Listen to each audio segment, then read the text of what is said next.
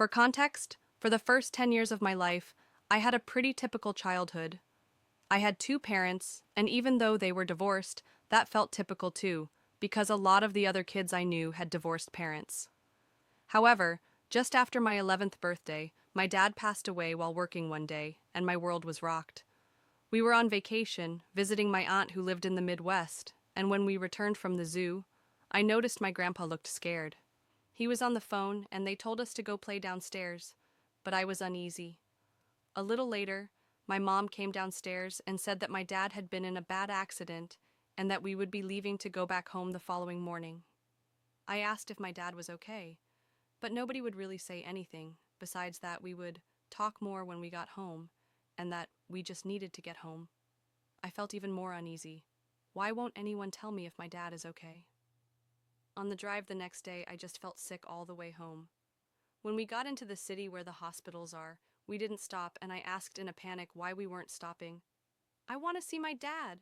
Take me to the hospital to see my dad. And I was met with lies or silence. We got home, and everyone who was waiting back home is sitting in the front room of my grandfather's house, which was high of unusual because it was nearly 11 p.m. They proceed to tell me that my father's accident was fatal and that he's gone to heaven to be with Jesus. I was stunned. I had just talked with him earlier the day before, and I couldn't believe what I was hearing. My hero, my world gone. Fast forward about a week, I have been walking around disassociating for the most part, and they tell me the funeral will be held tomorrow. My heart sank, the final goodbye. At the funeral, my father's family was extremely cold and rude towards me. I did not understand. At the reception, they started dividing my father's belongings and discussing who would get what. My mother asked what my father left to my brother and I, and my uncle's wife said, well, she's not his. I was dumbfounded. I asked my mother what they were talking about, and she wouldn't answer me.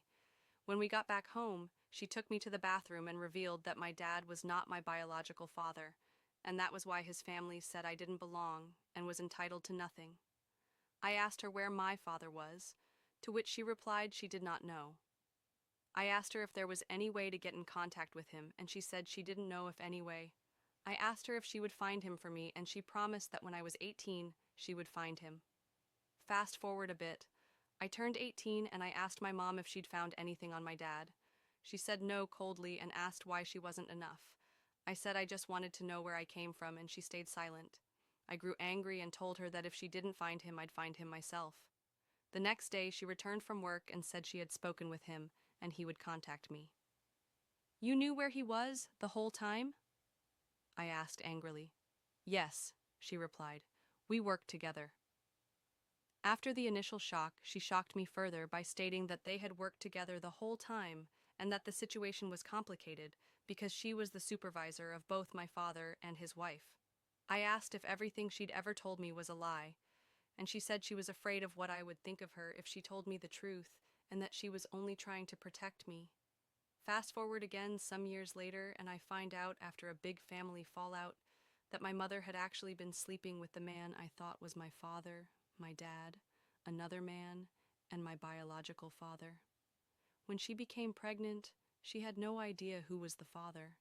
It wasn't until the day I was born, when I came out dark-skinned, that they realized that I wasn't the kid they were expecting. So they agreed that my brother's father would raise me, and they'd never tell me that he wasn't my father. This was news to me because my mom had always sworn up and down that she knew who my father was and kept it a secret from everyone to protect me. I still don't understand what she would have been protecting me from, but I don't trust her, and I'm starting to realize I may not even love her anymore.